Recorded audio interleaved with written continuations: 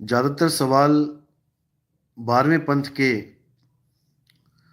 जो भगत हैं, रामपाल जी महाराज के शिष्य, उनके सवाल आए हैं सृष्टि रचना के ऊपर। वो कहते हैं कि जो रामपाल जी महाराज सृष्टि रचना बताते हैं वही सत्य है। आप जो सृष्टि रचना बताते हो वो हमें समझ नहीं आती। बिल्कुल सही बात है, इसमें कोई दो राय नहीं है कि जो सृष्टि रचना मैं बता रहा हूं वो आपके समझ में नहीं आएगी। अरे जब धर्मदास जी को 100 बार सुनानी पड़ी वो सृष्टि रचना, तो आप कैसे समझ जाओगे? आप भी नहीं समझ पाओगे, आपको भी 100 बार सुनानी पड़ेगी, तब भी नहीं समझ पाओगे आप तो। वो 100 बार सुनाने के बाद तो समझ गए थे। तुम्हारा तो ये हाल है कि तुम 1000 बार सुनाऊंगा तब भी नहीं समझ में आएगी, और 1000 बार सुना चुका हूं मैं, तब भी आपके समझ में नहीं आई। तो जैसे सृष्टि रचना पे सवाल करेंगे आज, शंका समाधान हो जाएगी आपकी, और इन भक्तों को बहुत अच्छा हौसला भी मिलेगा जो रामपाल जी के भगत, 12वें पंथ के भगत, उनको छोड़ छोड़ के हमारे पास आए हैं।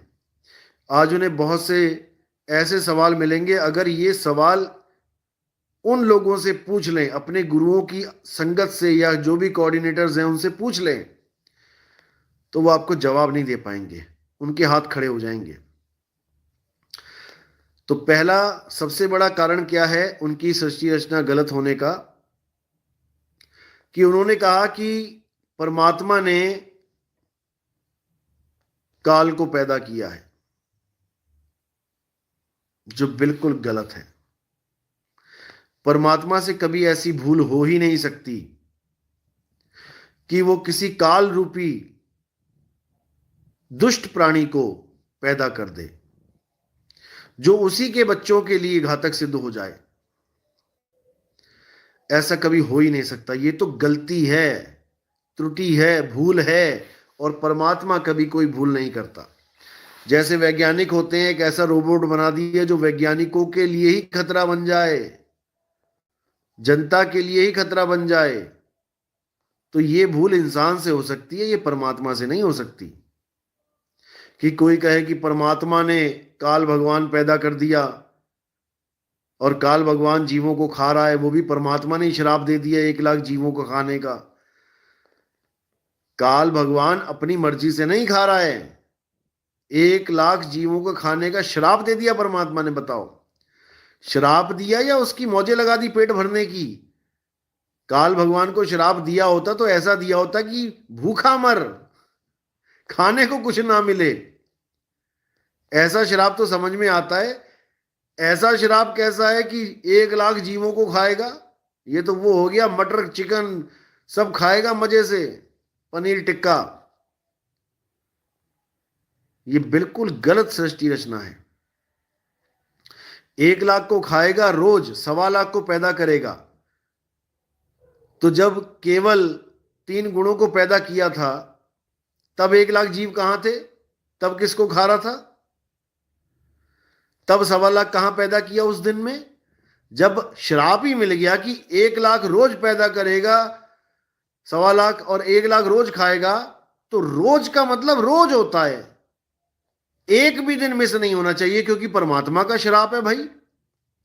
तो जब पहली बार त्रिदेव आए तो उस वक्त तो 1 लाख थे ही नहीं, तो मारेगा कहां से? और 1.25 लाख पैदा कहां से कर देगा? हैं ही 5 लोग मिलके गिन के इस दुनिया में। या पहले दिन ही 1 लाख जीव पैदा कर दिए? देवी भागवत पढ़ो, उसमें क्या लिखा है कि ब्रह्मा विष्णु महेश जब पैदा हुए तो वो देख रहे हैं कि हमें किसने पैदा किया भाई, हम यहां कहां से आ गए। उसके बाद एक देवी आई और उनको एक रथ पे, एक हवाई विमान जैसे होता है उड़ने वाला रथ, उस पे ले जाके अन्य अन्य लोगों की सैर कराने लगे। तो जब सैर करा रहे थे तब 1 लाख जीव कहां थे? उस दिन तो श्राप ही झूठा पड़ गया।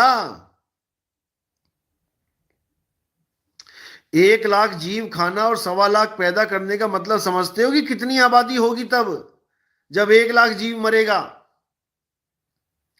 आज आप हिसाब लगाओ कि कितने लोग मरते हैं दुनिया में। आज ही आप, आज की गिनती में ही ये कहानी झूठी पड़ जाएगी, ये सृष्टि रचना की कहानी झूठी पड़ जाएगी। कोरोना में कितने लाख मरे हैं, आप हिसाब लगा के देख लेना। 800 करोड़ लोग हैं, कितने मरते हैं, हर देश में कितने लोग मर रहे हैं, लग जाएगा पता। 1 लाख खा रहा है कि कितने खा रहा है। दूसरी त्रुटि क्या है, वहां बोला गया कि पहले सब नर रूप में थे, सारी आत्माएं नर थी, कोई औरत थी ही नहीं। जब काल भगवान ने पूछा कि मेरे साथ कौन चलना चाहता है, तो जिसने सबसे पहला हाथ खड़ा कर दिया उसको परमात्मा ने नारी का रूप दे दिया। देखो, यानी वो दुनिया की पहली औरत बनी, उस कहानी के हिसाब से जो 12वें पंथ के गुरु हमें सुनाते हैं। तो ठीक है, उसने तो गलती करी, हाथ उठाया, इसलिए नारी बनी। अरे तुम्हारी मां बहन कैसे नारी बन गई? क्योंकि सारे बीज तो पुरुष रूप में गए उसके गर्भ में, क्योंकि वहां पर नारी कोई थी ही नहीं, सारे जीव पुरुष थे, जिसको हंस कहते तुम लोग, हंसा हंसिनी। हंसनी तो एक ही बनी, जिसने गलती करी वो पहले हंस था, उसको हंसनी बना दिया, उसका वही चेंज करवा दिया, सब बॉडी ट्रांसप्लांट करवा दी उसकी, चेंज करवा दिया सिस्टम। तो वो अपनी गलती से अगर बनी है, तो उस कहानी के हिसाब से बाकी औरतें कैसे आ रही हैं इस दुनिया में? क्योंकि सारे पुरुष ही थे एक को छोड़ के। ऐसा तो नहीं है कि आधों को औरत बना दिया, आधों को आदमी। जिसने पहला हाथ उठाया उसको स्त्री का रूप दिया गया, तो ये बाकी कहां से आ गई? और सतलोक में कहते हैं कि स्त्री भी रहती हैं, पुरुष भी रहते हैं। तो जो लोग यहां आ गए, जो लोग यहां पर बैठ गए आके सारे के सारे, तो वहां पर तो स्त्री कोई होनी ही नहीं चाहिए थी, क्योंकि वहां तो पहले भी सारे पुरुष थे। तो वहां हंसा हंसनी कैसे हो गए भाई? जब पहली बार सतयुग में कबीर साहब किसी जीव को लेके गए, तो वहां पे हंसा और हंसनी कैसे हुए? वहां लेडीज कैसे आ गई? तो ये बहुत बड़ा सवाल है, इसका जवाब नहीं मिल पाएगा, जितना मर्जी जोर लगा लेना। तहसील कोऑर्डिनेटर, जिला कोऑर्डिनेटर छोड़ो, स्टेट कोऑर्डिनेटर को भी छोड़ो, नेशनल कोऑर्डिनेटर से पूछ लेना, उसकी आवाज नहीं निकलेगी। तो ये सृष्टि रचना केवल संकेत मात्र सृष्टि रचना है, डुप्लीकेट है ये। फिर कहते हैं अक्षर पुरुष को सतलोक में क्रोध आ गया, आलस आ गया। तो भाई क्रोध और आलस तो गुण है, गुण में भी दुर्गुण है। अभी 3 गुण तो आए नहीं, उससे पहले ही सतलोक में दुर्गुण आ गए। तो ये कैसे आ गए भाई? सतलोक में भी विकार हैं। विकारी सतलोक में हमने जाके करना क्या है? फिर वही क्रोध, फिर वही काम आ जाएगा। कहते हैं वहां पर भी काम क्रीड़ा हुई, इसलिए परमात्मा ने बाहर निकाल दिया। सतलोक में भी काम क्रीड़ा हो रही है, सतलोक में भी विकार उत्पन्न हुए पड़े हैं। तो ये भाई सांकेतिक ज्ञान है ये सारे। अक्षर पुरुष कौन है? ये सांकेतिक ज्ञान है। काल भगवान कौन है? ये सांकेतिक ज्ञान है। अष्टांगी क्या है? ये सांकेतिक ज्ञान है। 3 गुण क्या है? ये सांकेतिक ज्ञान है। और असली राम क्या है? ये भी सांकेतिक ज्ञान है, जिसको सैन बैन कहते हैं। सैन यानी संकेत, सांकेतिक ज्ञान। सांकेतिक ज्ञान का मतलब सैन बैन, बैन मैंने ज्ञान और सैन मैंने संकेत। संकेतों के द्वारा जो ज्ञान समझा दिया जाए उसे सैन बैन कहते हैं। तो साहिब समझा रहे हैं कि ये सब संकेत दिए गए तुम्हें समझाने के लिए सृष्टि रचना को, धर्मदास ये जग बौराना, कोई न जाने पद निर्वाणा। यही कारण मैं कथा पसारा, मैं कथा पसारा, इसी कारण मैंने कथा पसारी है। इन सब से कहिए एक राम न्यारा। वो राम सबसे न्यारा है। इस कथा को हमने सांकेतिक रूप में समझ लेना है। ये जो सृष्टि रचना की कथा है, ये सांकेतिक ज्ञान है, इसको समझ लो और फिर मूल ज्ञान में आ जाओ। बस तब हर चीज क्लियर होती चली जाएगी। लेकिन दुख के साथ कहना पड़ता है कि ये लोग कबीर कबीर तो करना सीख गए। हु इज कबीर तो सीख गए, लेकिन व्हाट इज कबीर ये नहीं जान पाए। दुख इसी बात का। साहिब कह रहे कबीर कबीर क्या करे, खोज आपन शरीर और 10 इंद्रियां बस में कर, तू आपे आप कबीर। तुम ही कबीर हो, तुम ही आत्मदेव हो, लेकिन तुम अपने आप को जीव अवस्था में पहुंचा के बंधन में पड़े हो। तुम दृष्टा अवस्था में आके बंधन में पड़ गए हो। दृष्टा हो जाना बंधन है, क्योंकि दृश्य दिखेगा तभी तो दृष्टा होगा। बंधन है। जितने भी गुरु दृष्टा दृष्टा कर रहे हैं, ये सब बंधन में डाल रहे हैं लोगों को, लेकिन ये जीव को समझ में नहीं आ रहा है, इसीलिए उलझा पड़ा है। जिस दिन इसको समझ में आ गया, उसके बाद इसे बांधने वाला कोई नहीं है। तो उड़ जा हंस अकेला।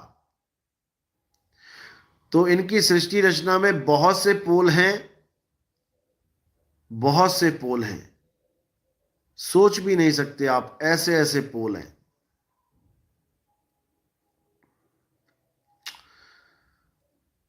तो सृष्टि रचना को अच्छी तरह समझना है। हमारे मूल ज्ञान आप सुनेंगे, समझेंगे, आपको हर चीज समझ में आने लग जाएगी। सृष्टि रचना को सैन बैन के द्वारा समझा जाता है। तो हमारे सत्संग 1 नंबर से स्टार्ट करने हैं। आपने जो नए भाई हैं, अभी नए नए जुड़े हैं, अभी नहीं उनको समझ में आ रही बात, आप बिल्कुल हार मत मानना। ये ज्ञान बहुत अटपटा है। कबीर ज्ञान अटपटा झटपट लखा ना जाए, और जो इसको झटपट लखे तो सब खटपट मिट जाए। इसलिए हार नहीं माननी है। सुनते जाओ, सुनते जाओ। परमात्मा की कृपा कब हो जाए पता भी नहीं लगेगा। कब आपको मेरी एक एक बात समझ में आने लग जाएगी। बहुत से भाई ऐसे फोन करते हैं कि हम आपका सत्संग 4 साल से सुन रहे हैं, अब जाकर आपकी बात हमारे पल्ले पड़ रही है कि आप कहना क्या चाहते हो। 4 साल के बाद भाई लोग बता रहे हैं अब समझ में आ रहा है आप कहना क्या चाह रहे हो। आज तक तो समझ में ही नहीं आता था कि आप कह क्या रहे हो, बस देखते रहते थे कि क्या बोल रहे हैं, ये क्या कहना चाह रहे हैं, इतना चीख रहे हैं, कुछ तो है, कुछ तो है जो हमें समझ में नहीं आ रहा। लेकिन जब मालिक ने दया करी तो आज एक एक बात समझ में आ रही है। बहुत खुशी होती है, बहुत खुशी। जब मेरे परमात्मा का एक भी जीव हंस जागता है तो दिल बाग बाग हो जाता है, गार्डन गार्डन हो जाता है, क्योंकि अब उसको मुक्ति मिलेगी। जिस कारण उसने इंसानी चोला लिया, अब उसे वो चीज मिलेगी, और जब उसको वो चीज मिलेगी तब वो निहाल हो जाएगा। और उसकी खुशी का अंदाजा लगा के मुझे इतनी खुशी होती है कि मैं क्या बताऊं। तो बहुत जरूरी है जीवों का जागना, बहुत जरूरी है। उलझाने वाले लाखों बैठे हैं, लाखों। हमारे YouTube चैनल के अलावा आपको जितने भी चैनल ज्ञान वाले दिख रहे हैं, आप यकीन नहीं करोगे, सबके सब या जीव ज्ञानी है, या ब्रह्म ज्ञानी है, या तत्व ज्ञानी है, या दृष्टा ज्ञानी है। इन्हीं चार कैटेगरीज में उलझा उलझा के मार रहे हैं सबको ये।